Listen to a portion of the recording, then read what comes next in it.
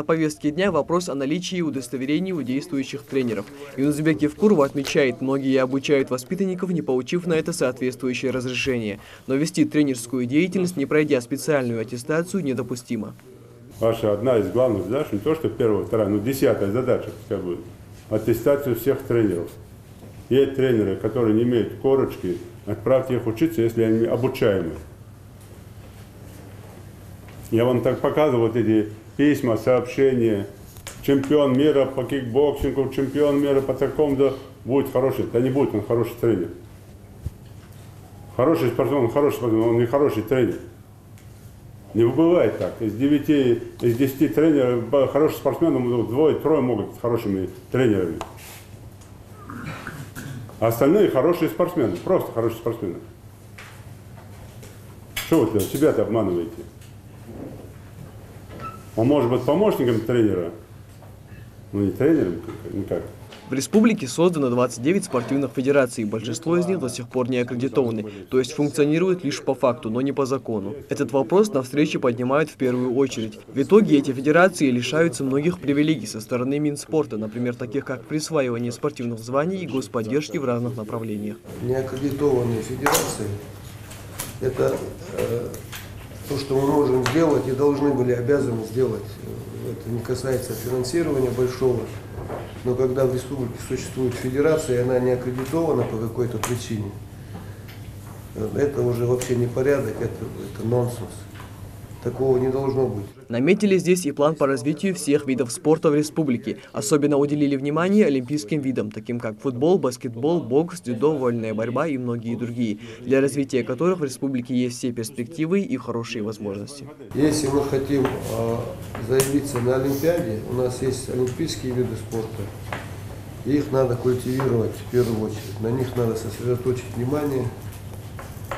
Наши, в том числе в Москве, если эти вопросы касаются, я уже говорил давно, может создать какой-то фонд, уже цикл подходит уже для решения.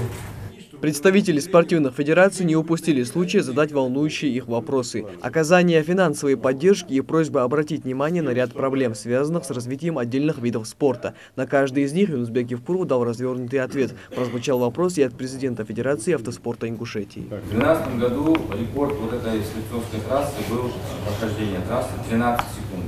В этом году уже наши гонщики уже 9,1. Уже нам не хватает тормозного пути, чтобы там остановиться. Насколько его надо расширить? 300-400 метров, если бы мы удлинили ее, в принципе, нам бы это хватило. Поставьте поручение, там Сунжерский район, кажется, к этому относится, или Сунжер. Полностью вдоль вправо-влево, вот те, которые у нас там получили участки, они должны были там создать условия, инвестиционные проекты были, там, гостиницу, кафе, там все остальное. Вот поэтому отдельно там подготовьте протокол, включите мне доклад. И из этих товарищей, когда мы продумаем вопрос, чтобы вас там поддержали. Ну пока так и катайтесь на 14 секунд, хорошо? С предложением проводить Кубок главы республики по шот-санлат также обратился основатель национального вида спорта. Мы знаем, что в этом шикарном виде спорта, здесь еще за арендную плату и так далее, может сделать для нас, для национального вида, хотя бы в проведении этого кубка, на котором мы будем приглашать в скором времени. Слушай, где у нас? Директор, где у нас? Спонсором надо. Слушай, единственный национальный вид спорта, это типа ушу, карате, сумо, да, айкидо, там, кудо, вот шот-санлат. Тоже японское название шот-санлат.